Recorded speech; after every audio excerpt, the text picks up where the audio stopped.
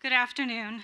Wow, Scripps Institution of Oceanography. What an incredible honor to be here with you this afternoon. Thank you to the faculty, staff, families, and the class of 2025 for letting me share in this beautiful moment. When I was first invited to speak, I thought, what? Me? They said, Mayela, you're an alum with a very interesting career arc. And it's true, I've never taken a conventional path. After I accepted, I immediately panicked. What am I going to say?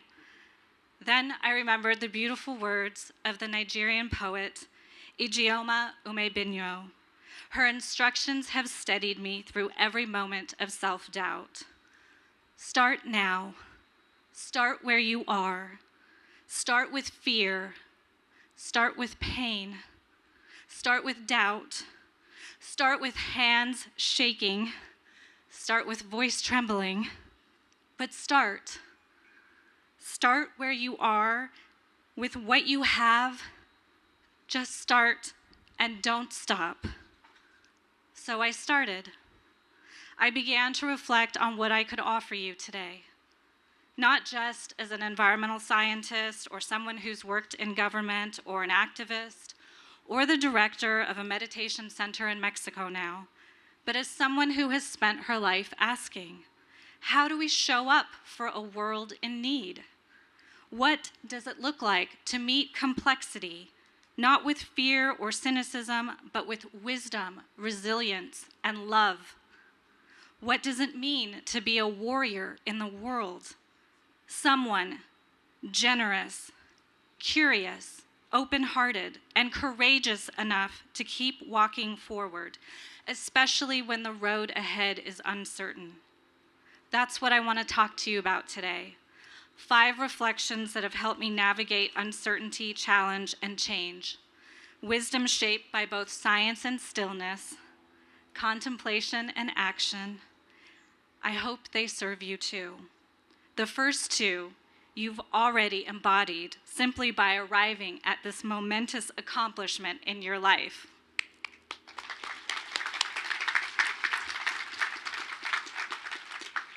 First reflection, a rare and precious birth. Your life is unimaginably rare and precious. Scientists estimate that the odds of being born exactly as you are, right here, right now, are about 1 in 400 trillion. Each of us is the result of an unbroken lineage of life spanning more than 4 billion years. So congratulations, you've already beaten the odds. But this reflection isn't just about biology or statistics, it's about recognizing the profound gift of being alive and choosing not to take it for granted. There is a basic goodness within you and within the world. We don't always see it, but there is an undercurrent of kindness that sustains us all. Let us take a moment to feel it and to connect with all the favorable conditions that have brought us to this day. In your heart, thank your loved ones, thank your family and friends, university, faculty, and staff for supporting your growth and believing in your future. We are always cheering you on. We are incredibly fortunate to have the conditions to learn, grow, and contribute to something larger than ourselves. I hope you never forget how precious you are, how much your contributions matter, and that you stay deeply curious about your life and how you can be of service to others. Ask yourself, what will I do with this one rare and precious life? Second reflection, legacy of learning. I come from a family of non-traditional students who pursued education not because it was easy or expected, but because they dreamed of a better life and were willing to work for it. My father was born into a Mexican-American migrant farm-working family in Tulare, California, and rose from the cotton fields to earn a PhD in English literature from UC San Diego. My mother immigrated from Tijuana. Thank you. Dr. Ernest Padilla. My mother immigrated from Tijuana, Mexico at 16, later married my father and studied Spanish literature at UC San Diego. And while raising 3 children and supporting him through his doctorate, they taught me that education is more than a degree. It's a path to dignity, agency, and opportunity, a foundation on which future generations can rise. I was married at 21, became a mother at 22, and for a moment I thought that might be the whole of my story. But my parents had shown me another way. Their pursuit of education opened doors, not only for themselves, but for me. So I followed their example, enrolling at UC San Diego and graduating from the Environmental Systems program in 2003 with my young daughter watching from the audience. Thank you. It gets better.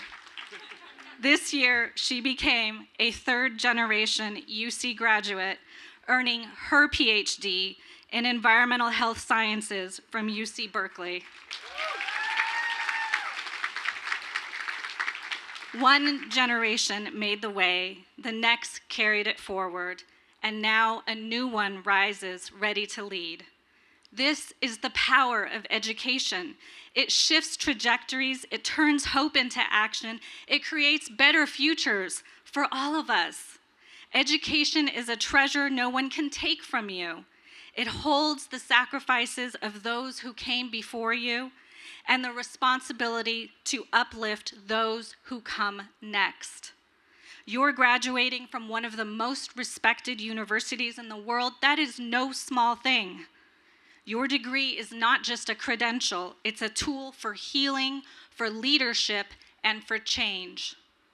Let it deepen your compassion, sharpen your insight, and guide your contribution. You carry hard-earned wisdom. How you will use it to meet this moment and help shape a future worthy of your gifts. Third reflection, everything changes. Wars, inequality, climate chaos, and political and economic instability. These are not abstract issues. They touch our lives, our families, and our communities. Every day reminds us of how much work remains to bring about justice, equity, and healing. But everything in life moves in cycles, some full of beauty, others marked by chaos and confusion. Don't remain indifferent. And don't avoid the hard parts. You didn't come all this way to disengage. We're counting on you to turn towards those difficult realities and see what is truly there. Often, it's when things fall apart that we ask deeper questions and grow. It's okay to feel sadness and anger about what we face. What matters is how we hold it and what we do with it. When we recognize our emotional responses, we can transform them into wise, compassionate action, bringing more love and healing into the world. Let this world break your heart open, not apart. Touch into your own heart of sadness. Feel what's there. That tenderness is your strength. Be tenderly powerful and powerfully tender. Fourth reflection, the present creates the path. Your words, your actions, and your thoughts, none of them are neutral. Each moment is fresh. Each one holds the potential to shape what comes next. If we want a future that is more just, more kind, more livable, we begin building it now through the choices we make and the care we extend to ourselves and others. Every meaningful action I've been a part of began this way, with a single moment of intention, often quiet and unseen. I didn't do it alone. I learned from mentors, walked alongside peers, and stayed rooted in community.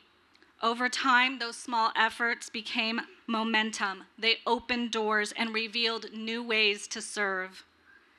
This is how change happens. It's not magic and it's not luck. It's the natural unfolding of causes and conditions, persistence, clarity, community, and the shared effort of many hands and hearts. So trust this moment. Be here for it fully.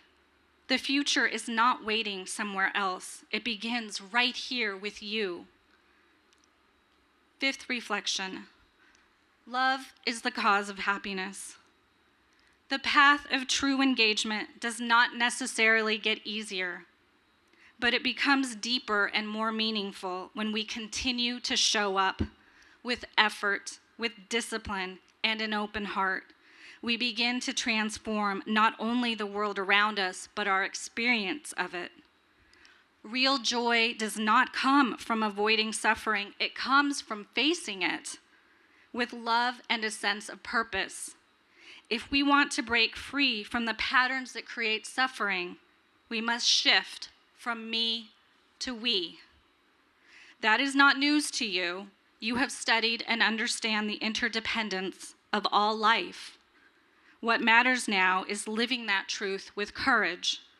Remember why you felt called to do this work, and let yourself find joy in the everyday.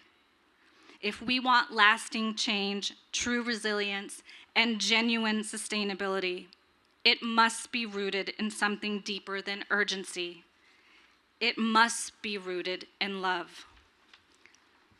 Finally, I'd like to close with a story. In late 2023, as it has been mentioned, I had the privilege of going on a sacred pilgrimage to India, where I met His Holiness, the 14th Dalai Lama, at his temple in Dharamshala. We were instructed, bow low, receive his blessing, maintain silence. As I got closer, I wondered, would it be okay to say something? I whispered to an attendant, "Can I speak to the Dalai Lama?" "Yes, yes," he smiled. And then panic set in. What am I going to say? As I approached, I bowed. The Dalai Lama was smiling. He offered his blessing. And I said, "Your Holiness, on behalf of all environmentalists, I want to thank you for everything you do to protect our precious planet." Then, silence. His smile faded. Oh no, I thought, I've said the wrong thing. They're going to throw me out of the temple. His translator repeated my words to him from English into Tibetan. Then His Holiness smiled again, but bigger this time. He looked me straight in the eyes and he said, "Environment, very good." Burst into great laughter and gave me an extra blessing. That extra blessing, it was for all of you. Class of 2025, may your highest aspirations come to fruition, bringing benefit to all life and our shared earth. You've earned this moment. You carry many blessings. Now go forward with courage, lead with love, and meet the world with your whole heart. We're all cheering you on. Let's do this.